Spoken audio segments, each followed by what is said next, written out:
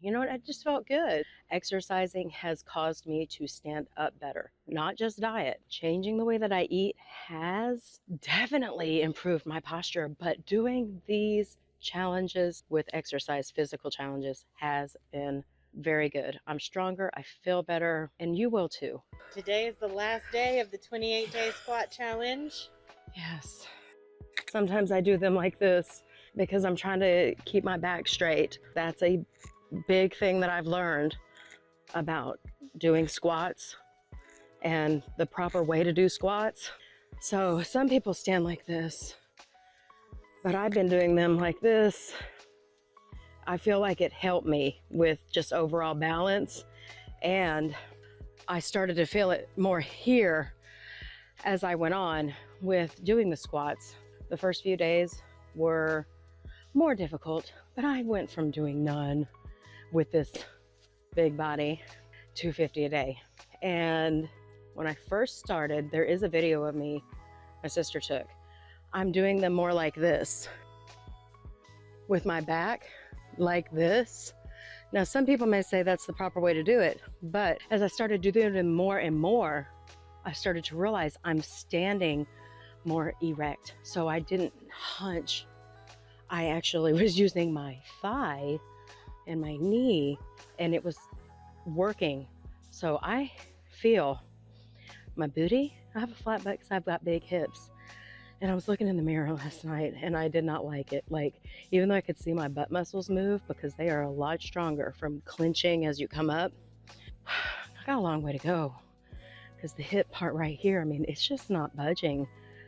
And so I'm not suggesting that I spot train because I know there is no spot training, but it has been an awesome challenge.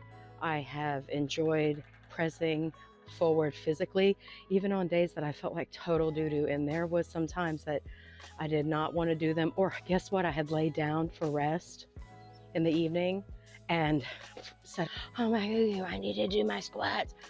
I got up and did those squats and I did them correctly. It didn't matter. I didn't half-ass it, okay? I did them. One day I was really sick. I got food poisoning, which we kind of talk about in one of our videos. You should go check it out. The next day, I had done some that day before I fell ill, but the next day I made it for it plus some.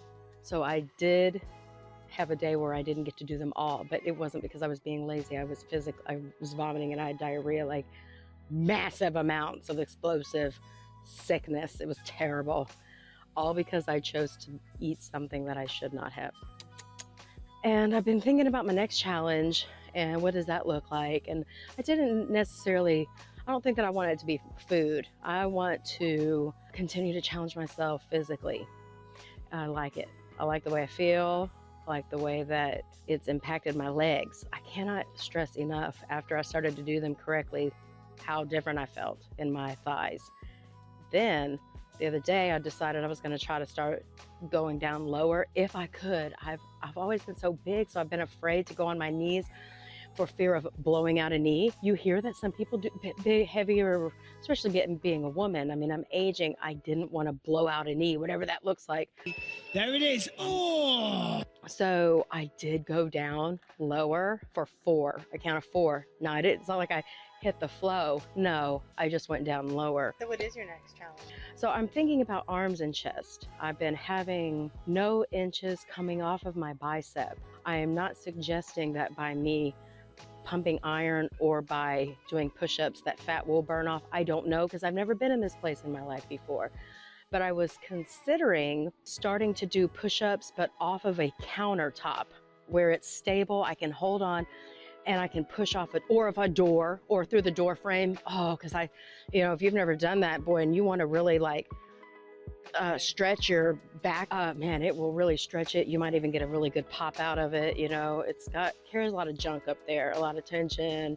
If you're heavy, you're hunched over for probably many years. It's my 4-week personal challenge journal. Push up. Here we have beginning stats, your weight and everything. If you want to do that, you don't have to do all of this, but you also rate your state. All of these different things at the beginning. What are you hoping for this to improve? If you have any symptoms, anything like that. And then for 28 days, it's exactly the same. At the 28th day, it says, you did it. There's ending stats, and then there's a bunch of different note pages for you to just record your thoughts, and then some stuff about us at the end. Well, how much is this? These are $5 on Amazon. That's all? That's it. Wow. And a link will be in the description below and the pinned comment. Fantastic. But I am not going to stop doing the squats. I have decided that that's going to be a part of my daily routine. Still 50 or 50, take it down a notch? Oh no, 50 or more. Some days I would do 54. Sometimes I would just push myself and do one more. That way I could write that 51 on my paper. Push yourself, do something that you never have before. The battle is all in the mind. We've heard that our whole lives though, that the battle is in our mind, and it is. You just gotta tell your brain, tell my body to do this. The brain is the operations center, from what I'm understanding anyway, and it tells us what to do. So tell your brain to tell your legs to do some squats. Tell your mouth to be quiet. Tell your mouth to stop eating bad food. Tell your hand not to reach for the wallet, or turn the wheel into nasty Jack-in-the-Box or something. No judgment. Talking to myself. If you like our vibe, please subscribe. Hey, we like your vibe. Yeah. Why don't you like our vibe? What's going on?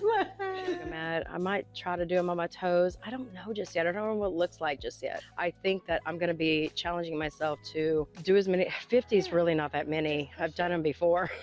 And it's not like I'm saying, ooh, look at me. No, what I want to do is build upper body strength and hopefully get some more chisel somehow. What are you up to, friend? I am about to eat my second to last sardines of this challenge.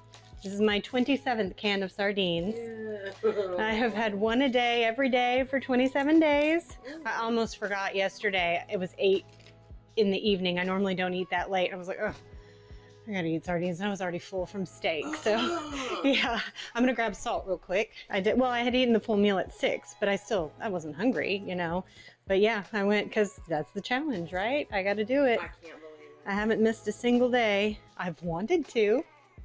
I'll tell you that much. Sardines. I do not love them. I don't hate them, but I don't love them. Oh, okay. So 2 game-changing things. 1, put all your refuse in a little sealable sandwich bag. Mm-hmm. Seal it, throw it away. Your whole house doesn't stink like fish. Mm-hmm. Very important. Second game changer. Since you can't find real sriracha anymore, we tried the Tabasco sriracha. This stuff is really good. It's too high in sugar. It's got 2 grams of carbs per teaspoon. Mm-hmm, mm-hmm. So Teaspoon's not very much. not very much at all. So I'm probably going to put like 2 teaspoons, let's say. So I've noticed 3 interesting things from doing this, and I literally changed nothing else. I didn't start walking. I didn't do anything. I've just been doing this sardine challenge, and I noticed that my fat, like my flab, is soft. Like it's getting softer, and I don't know if that means it's emptier or if it's just I'm getting older. I don't know, but it came on pretty suddenly, like after the first week of the sardines. I noticed, weird, my firmer fat is getting softer, especially on my legs too. And I don't particularly like it. It's almost, so when I got down to 160, I had a lot of loose skin, and it feels like that, but I'm certainly not 160. So I don't know. I don't know what's going on. I got my first excellent sleep score. In fact, I've gotten 2 excellent sleep scores since starting this challenge. And in the 2 years of having the smartwatch on, detecting my sleep every single night, I've not had a single one up to this point during the challenge when I had 2, which is very interesting. So this is 1,800 milligrams, I believe. Yeah, milligrams of omega-3s. So I've been getting 1,800 milligrams every single day. Truly, like, my perception of my sleep quality is still about the same. I don't hate sardines. I don't want to eat them every day of my life. I think I'll just move on to maybe like 2 on Saturday. 2 cans, that's my whole weekly dose. And I'll just slam them. I'm not trying to make a delicious meal out of it, because that's really hard to do. You could mix them with about 6 eggs and then just eat it for weeks at a time. Just 2 cans, 6 eggs, you'll have it all day. Yum. Yeah, I was gonna say all day maybe. 6 eggs and 2 6 eggs and 2 cans, I can nail that in a day for sure. But I don't want to. So my next challenge, once I'm done with the fishy fish, is I'm going to walk for 45 minutes a day. I decided to do a physical challenge too. Since we live in the great country of Texas, It's about to cool off. Yes, So that'll be tomorrow. Really great. Cheers. All right, you gotta try this. I'm so proud of Actually, I have. Thank you, Mom. People think I'm April's mother. Sometimes, yes. Yeah, rude. Uh-huh. I do have big church lady hair, like they would say, because you know, the taller the hair, the closer to Jesus. And that's what I'm about. Someone a few days ago said to me when I told them that you were doing this challenge that that is entirely too much mercury in your bloodstream and that it is totally terrible that to eat sardines every day. What's your thoughts on that? They're super duper small and they don't live that long. Mm. If I were eating salmon or tuna every day, absolutely, they're totally Mhm. right about that. Because those are big old fish. Sardines and anchovies, the tiny little fish, that's actually not the case. Okay, I was wondering because you know everybody says Things. Everybody says things. Today on Bizarre Foods with Dawn Gibbs. I've made it to Magnolia, Texas, where sardines are a delicacy. Can she do it? Do it. Woohoo! Success! Don't come on my sardines, I gotta eat those. Sorry. Like Michael Scott would say, it's just allergies. Sneezed in my tea, and then you said, don't worry, it's just allergies. Y'all held my breath. Now I'm finally tasting it, you know, and it tastes like a can, mostly. The texture is not bad. It smells like cat food, It does. and cat food always makes me want to vomit. I hate the way it smells. Don't do it. Is this a bone? Yeah, that's what makes it so healthy. That's where you get calcium. I thought the bones were like mush. They are pretty much. You can chew that, no problem.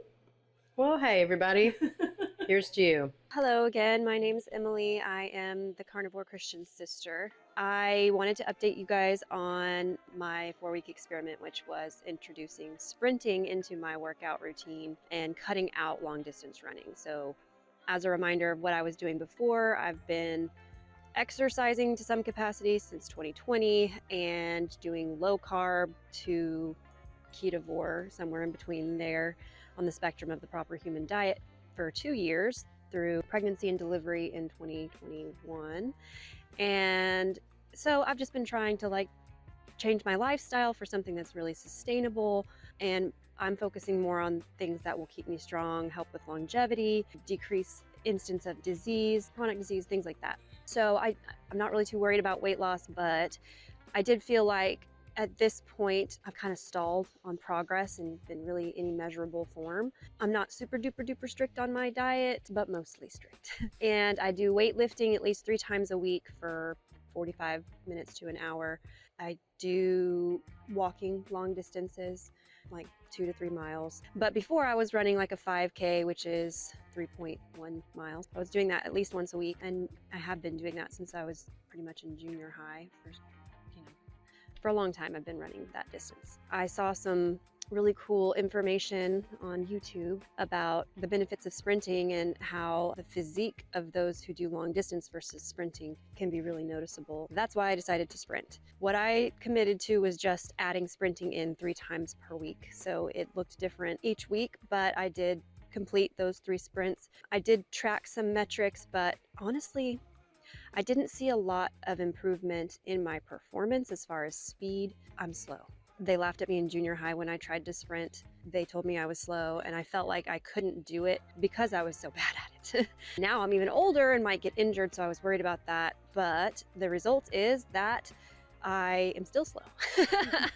But I improved by a second-ish, depending on who was timing me, in a month. And I'm just about the same speed as I was in junior high. So maybe like 1 second slower, but I was a lot thinner then too. So I improved my speed a little bit, but I will say, even though the scale did not move at all, if anything, I actually gained some weight. I think I gained muscle, because what I notice now is that I've been working on growing my butt for like a 1.5 years at least, and I haven't really felt much progress with like hormonal changes from postpartum and stuff. And finally now, I don't know if it's the sprinting or if it's just where I am with my hormones, but I finally think that I'm starting to really put on some muscle. I definitely wanted to protect those fast twitch fibers or grow them again. I definitely felt soreness. I kind of expected the soreness to be in the midline of my thighs, but really it was on the inside of my thighs. Don't point down. Yeah, my groin. So I guess that was a weak spot for me. April said that she felt the same soreness after we did our sprints together. Obviously, that's a muscle that I had not been working well enough. And just today, I did my sprints this morning, and I do think that my reaction times are quicker. You know, catching yourself when you're falling. I was ending a sprint and I sprint down my driveway and it's got potholes and rocks and dogs and children that get in my way. So I really have to be agile. And I got to the end of my driveway and there was a little pothole and I just kind of like blooped my ankle, but I was able to catch myself from falling pretty quickly. So I was like, I think those fast twitch fibers are turned on and working. But I definitely think I will continue doing sprinting forever. As far as the experience of sprinting versus doing the long distance, I actually enjoyed it more, which I did not expect. You know, running or jogging a 5K could take me like 33 minutes or so, depending on how fast I was running. And it's 33 minutes of just like the whole time. And you're just like, whoa, when is this gonna be over? With sprinting, it's 15 minutes, and that's if you do like 5 or 6 or more and give yourself good breaks in between. You can really knock it out super quick. So if you're one of those people that's like, I can't work out, I don't have the time, I call BS on that, because if you commit to sprinting, you know, 5 sprints that take you about 10 to 20 seconds and then you rest as long as you want to, as long as you're getting those sprints in, you could do it 5 different times throughout the day. You're still going to get those benefits. And so time is less of a problem in our fast-paced world. I think that's a big deal. And also it's just like, you know, it's 20 seconds. Like you can do anything for 20 seconds. And you can just like all out and it's kind of fun. Like you're challenging yourself, max effort, you're determined. And I really enjoyed it. I also really enjoyed the rest. You just rest and catch your breath for as long as you need to, and you get to be the one who chooses when you start sprinting again. And I involved my kids. They would time me. They would tell me when to go. My daughter would run with me sometimes, which is really sweet. And I felt like she was learning good skills on how to take care of her body and how to stay strong. And I really enjoyed the experience. And I really do feel like I'm gaining muscle. And they say that sprinting releases hormones that, first of all, testosterone, but all kinds of other hormones that tell your body to burn fat and produce muscle. Growth hormone, you become more insulin sensitive. Longevity hormones and things like that are produced, as well as protecting your fast twitch muscle fibers. But so long distance running, sometimes if you don't have the energy within you, within your cells to keep going, then you'll start breaking down muscle. And so you lose fat, but you also lose muscle in steady state cardio. So I didn't want to do that. I don't want to lose fat. I do want to lose fat. I don't want to lose muscle. I'm working really hard to put it on. And so I don't want to be doing an exercise that, first of all, is not that fun.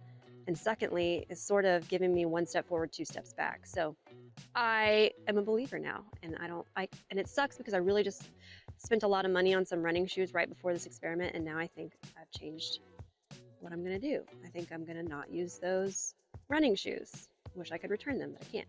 So I would just encourage you, if you want to try a 4-week challenge, this is really a good one that you can see a lot of benefits. I'm not going to go through all the benefits because I don't have the credentials to do that, but go on YouTube and look up sprinting benefits and just see what's out there. And it's pretty incredible.